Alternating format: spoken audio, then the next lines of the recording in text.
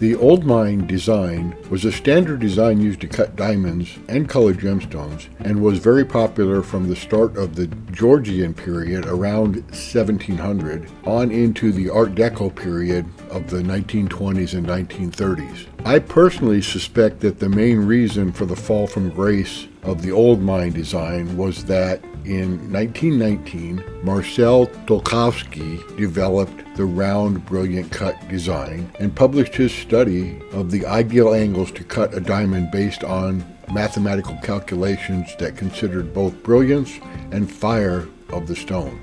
His design became the standard round brilliant and the go-to standard for cutting round gemstones.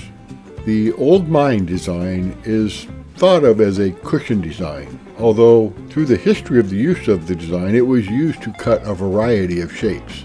Our friend Robert Strickland has taken this antique design to a new level by blending the old mine cushion shape to the top part of the stone with the brilliance of a Portuguese cut onto the bottom half of the stone, thus creating quite a unique design. And here's a tip. To maximize the size of your stone, just cut instruction number 1/3 across the face of the stone, not all the way across the face. There are 2 facets for each face of the stone in instruction 1, so you will end up cutting 2/3 across the stone. Then, with instruction number 2, you will cut the middle third in each of the 4 sides or faces of the stone. If you cut all the way across the stone with the instruction number 1, it will reduce the size of your stone unnecessarily. This design, the old mine Portuguese cut, is not a difficult cut. Although, as with all Portuguese style cuts, there are a lot of facets to cut and polish. In fact, there are 113 facets to cut and polish with this design. I think that any new cutter who has already tackled a round, a square, an emerald, a rectangular shaped stone would have no issues cutting this particular design. As far as the key dops of Ultra Tec, they do save time, even when cutting 3 stones of different material and different sizes on a kind of assembly line. But I really liked the key dop feature when I was cutting a few stones for earrings. The same material, the same size, at the same time on an assembly line, that seemed to work best. Using key dops does speed up this process a little bit, not a whole lot, so I wouldn't use the key dops just to speed the process up. I would use the key dop because when I'm working a new design, I think I would like to cut 2 stones, different colors or sizes before judging the design.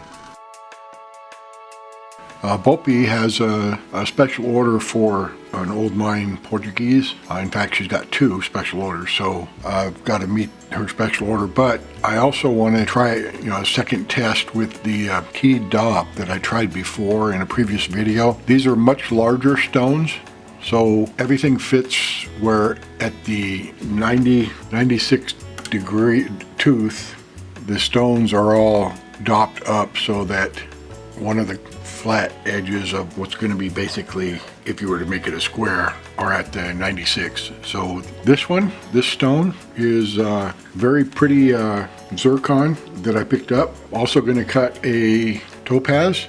This is a sky blue topaz. And I'm going to cut a amethyst, which is one of the special orders that I know she has. So they're all different sizes. When I cut the earring, I wanted all of the earring amethysts for the earrings to be the same size. In this case, I don't care that they're the same size. We want to cut each stone as large as possible, but we're still going to follow the assembly line because we'll have the lap set up and the angle set up, and we'll go through the instructions tier by tier, and I think that's going to save a lot of time.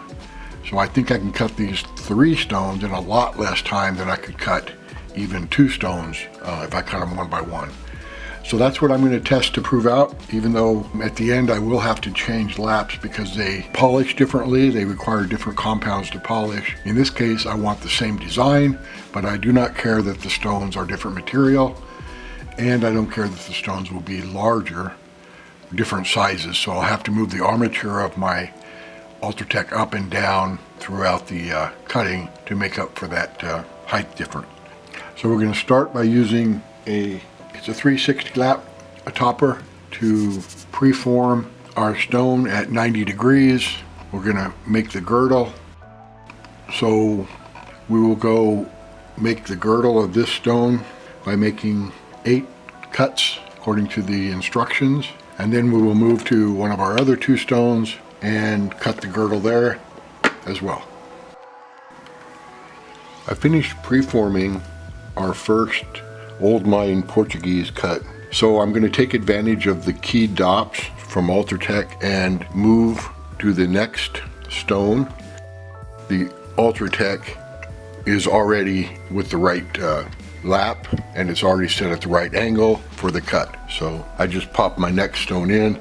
You can see with this is the keyed dop. It has the angle in the Ultra Tec machine as well. So it sets one way. When it's all the way set, you can, as you turn it, it will move up. So when it's at the lowest point, you can feel it. It's quite easy to feel when it's in place. That's where you lock it in. But you don't have to use the keyed feature. You could lock this stone in at any angle. It wouldn't hurt a thing. But if you want to use the keyed feature and make sure every time it goes in at exactly the same way, it's right there. You put it down to the bottom, and that's where you tighten it up with our set screw. And then we're ready to cut our first row of instructions with the second stone. So we do have to move the armature up for this stone. This is a larger stone, and we'll continue cutting this stone, and then we'll move into the third stone. Okay, I've finished preforming the girdle with the first 2 set of instructions. I finished on all 3 of our stones. They're all 3 different sizes, so all I had to do was adjust mast height, but I didn't have to change laps. So I'm still experimenting with the keyed dop feature of our Ultra Tec. And now we'll go to the next set of instructions, which is to cut at a 60-degree angle. So after I went through the 3 stones, the third stone, I finished the girdle. You don't have to remove the stone. You go to the next set of instructions with that stone. Then you remove the dop and put in the first, go work through the other 2 stones. So we're proceeding on. So I've finished pre-polishing our old mine Portuguese cut stones with the 1200 crystallite. They're going to require different polishing techniques. The topaz, I'm going to try to use the Ultra Lap aluminum oxide, and cerium oxide should work for the amethyst and zircon, but we'll see. So the stone will still be set up. It's in the Ultra Tec. It's just going to be changing the laps for this final polishing step because the different stones require different polishing techniques. So I've completed the transfer of our old mine Portuguese, and we're going to ready to cut the crown, the top half of the gemstones, and we're cutting, of course, a sky blue topaz. This is a kind of a red-orange zircon and amethyst. They're all different sizes, and they're all taking different types of oxides to polish them. So I followed the first 3 sets of cutting instructions. The first 2 were at 41 degrees and the third one's at 36 degrees. So I was using the 360 lap topper and cut the zircon, then I cut the amethyst, then I switched to the 600, leaving the amethyst in our machine, and I cut the first 3 instructions with the 600, and just wanted to show you the difference between a 600 grit cut and a 360. So now I'll still have the 600 lap in the machine, and I'll just take out our amethyst, throw in our zircon, and continue to cut with the same lap. Then I'll move to the 1200. The topaz, I was having fun, so I went ahead and finished it. So I guess the assembly line doesn't really work for me with bigger stones of different material, but the keyed dot still works great. I can take one stone out and work it and then put the other one in. What I found with our blue topaz is I had luck with the dark side lap when I cut amethyst and cerium oxide on it, and someone had told me that you can use the different oxides, even diamond, on the same lap. You just have to wash the lap off. So I washed my dark side with soap and water to make sure that I removed all the cerium oxide. I put it in the machine and I used some aluminum oxide. I have a pound of aluminum oxide from more than 10 years ago, so I put a little bit in a small baggie. I got white powder all over the place, and I just used a fingerful, wet my finger and put it on the lap. The first thing I did was I used the Brother Zachary snake fluid on the dark side, rubbed that in, then rubbed in a fingerful of aluminum oxide, and then I put the water on a very small drip. And the dark side, I can say I've now used it for amethyst and now topaz. Amethyst I use cerium oxide, it polished it great. I've now used aluminum oxide for the topaz and it's polished it great. I believe I'll try it on our zircon. Zircon's supposed to polish with aluminum oxide, and I'll probably try it with this amethyst, which is supposed to polish with cerium oxide. So I'll try another aluminum oxide and cerium oxide with our dark side and see how that works. So next is to pop out our amethyst that we've now pre-polished. Use the key dot feature. Key dot of our Ultra Tec. So you can put a stone in Ultra Tec at any degree you want. You just lock it in where you want it by setting the set screw right here. So you could put it at anywhere, but the key dot takes it down. You can see it going up and down. Right there is where the key dot puts it. So right there is perfectly aligned. We've already tested it. So right there's where we want it.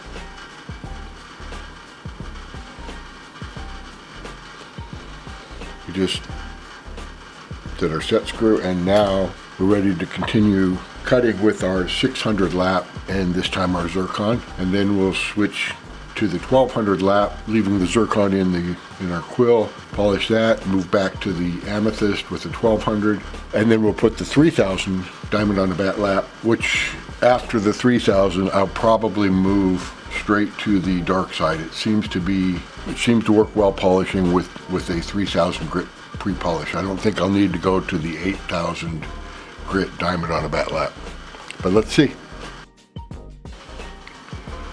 Okay, I finished cutting the zircon with our 600 topper lap. Now I'll change out the lap to the 1200, leaving the zircon in our Ultra Tec, and go through the set of instructions again with the 1200, and then switch with our keyed dots to the amethyst and use the 1200, switch laps and use the 3000, and then go back to the zircon with the 3000.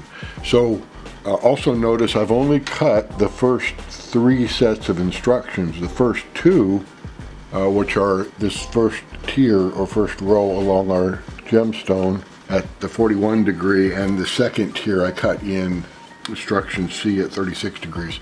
The reason I haven't gone any further with these rougher laps is that these next facets cut very quickly, and I'll wait until I either I'll try them with the 1200, or I'll wait till I have the 3000 to cut those in. Instructions D through G. Okay, so I've finished pre-polishing our zircon with the 1200 topper. So then I'm going to switch out without changing our laps and do the same thing with our amethyst.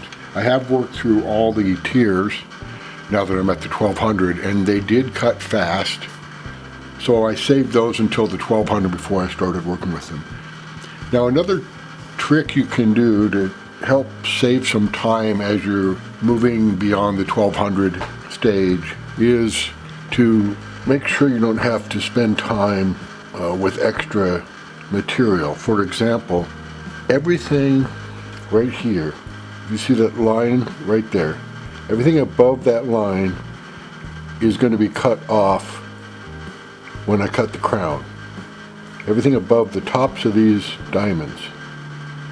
So I can set my dial indicator to the four corners, 96, which is what it's at now, 24, 48, and 72, and change the degrees to something lower than the instructions I used for here, which was 25 degrees. So anything lower than 25 degrees, and I can cut a flat line to just above those peaks. And then all that material above the wooden bamboo skewer here, I won't have to deal with that material again as I move through the 3000 and the pre-polish here. Okay, so everything above that diamond, where the diamond is, when I go into the next tier, will not be faceted. The laps won't touch it, so I won't spend time with the 3000 grit or with our polish on those facets. So that's just another way to spend a little less time polishing and pre-polishing areas of the stone that you don't need to spend time on. So now we'll swap out our DOPs and put in our amethyst and continue with the 1200 topper. I finished pre-polishing our zircon and amethyst with 3000 grit diamond on a bat lap, and the topaz, as I said, is already done and polished. So I'll polish these two stones. Since the zircon's already in the quill, I'll go ahead and polish it first. So I'll try polishing them both with the dark side lap from Gear Loose, which we've had great luck with on amethyst, and the topaz. The zircon, I'm going to use aluminum oxide, and again, I bought this baggy more than 15 years ago, so that's why I'm not going to use the bat stick. The way I'm going to work the dark side is use Brother Zachary's snake fluid first, put a drop on both sides, spread it around.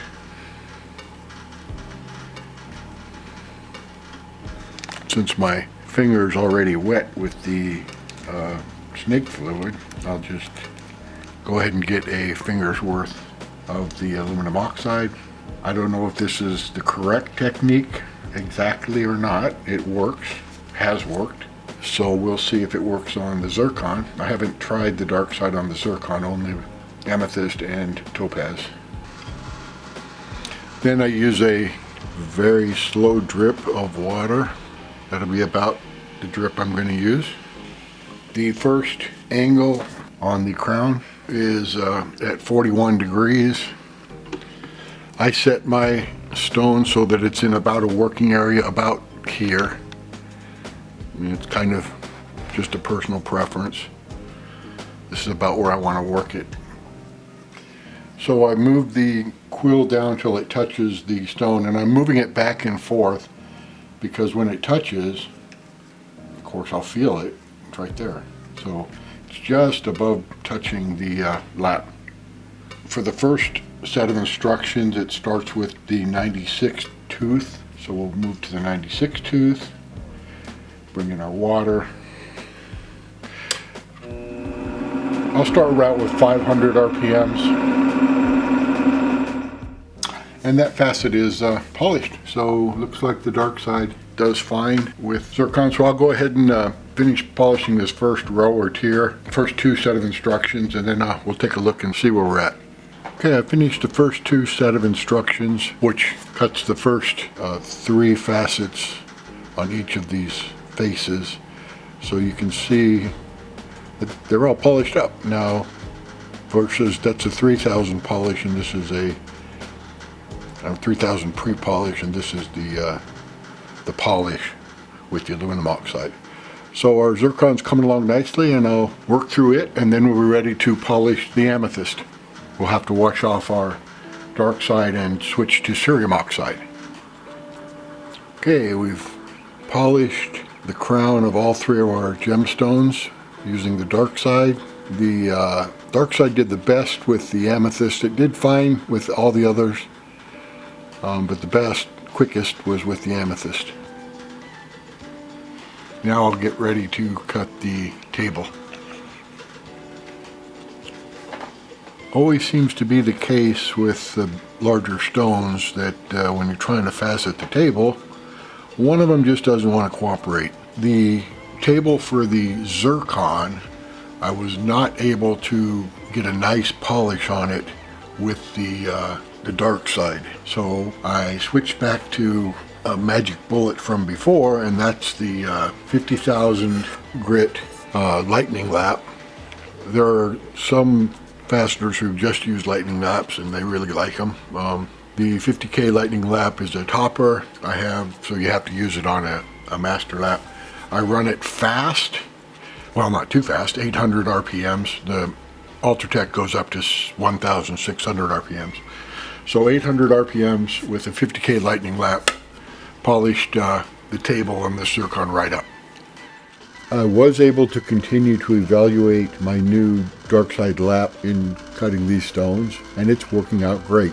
I used it to polish both the topaz and the zircon using aluminum oxide, and I also used it to polish amethyst, as I've used it once before, with cerium oxide. So it works great. When I switched from the cerium oxide to aluminum oxide or back with the dark side, all I did was I washed the lap really good with soap and water, nothing more. I didn't scrub it with the nylon scrubber or anything like that. I just washed it real good, and that seemed to take care of all the issues. Now, I did use Brother Zachary's snake fluid, and it works great.